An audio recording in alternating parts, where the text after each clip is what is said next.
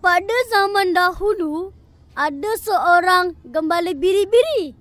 Setiap hari, dia akan menjaga biri-biri di tepi bukit.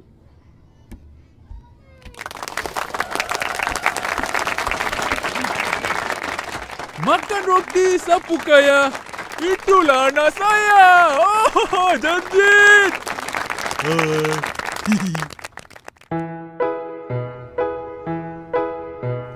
Saya gembala biri-biri, semua dijaga rapi-rapi.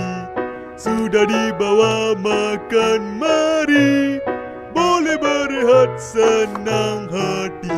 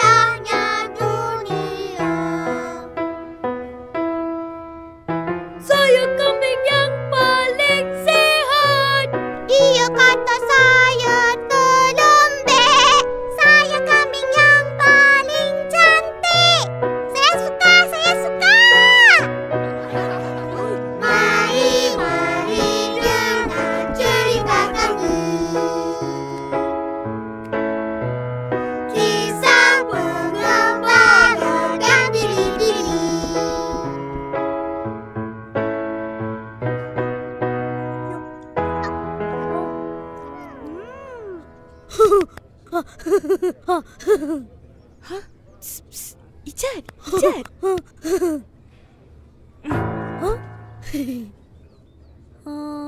Pengembala menjaga biri-biri setiap hari. Lama kelamaan, dia mula bosan dengan kerjanya. Tetapi, pada satu hari... Saya tahu. Marvelous. Dia pun menjerit. Tolong! Ada serigala di sini. Tolong! Selamatkan biri-biri. Serigala? Mana? Mari kita tolong. Mana serigala? Kenapa kamu ketawa? Biri-biri ada, serigala tak ada. Hah? Tak ada? Janganlah marah. Main-main pun tak boleh ke? Pengembala itu langsung tidak berasa insaf dengan perbuatannya. Seronok juga. Panggil lagi sekali, dapat kan? Tolong! Jangan! Ada serigala di sini. Tolong saya, tolong! Serigala? Mana? Mari kita tolong.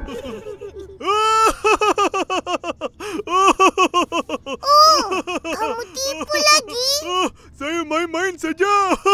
Wahai pengembala, kalau kamu panggil, kami tak percaya lagi. Betul. Tipu. Sakit perut saya. Baiklah. Saya tak mau lagi. Penduduk pulang dengan perasaan marah. Tiba-tiba...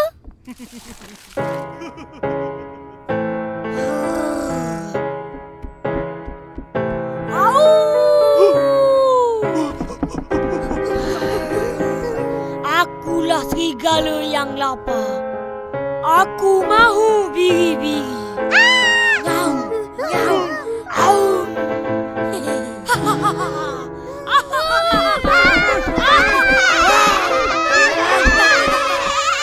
Tolong! Ada serigala di sini. Tolong! Habis biri-biri. Serigala? Kami tak percaya lagi. Dia selalu mainkan kami. Biarkanlah dia. Kita sambung kerja kita. Yo! Wow.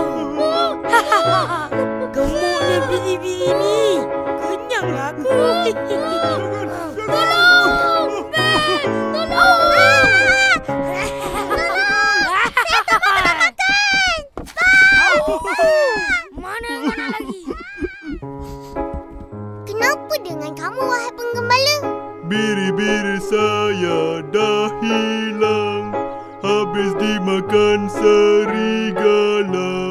Kamu semualah tak ada datang, tinggal saya seorang saja. Itulah orang sudah kata, jangan biasa memperdaya. Nanti orang dah tak percaya bila terkena padan muka. Maafkan saya menyesal. Kawan-kawan, jangan sesekali kita menipu. Kalau kita bercakap benar sekalipun, orang dah tak percaya. Betul. Selamat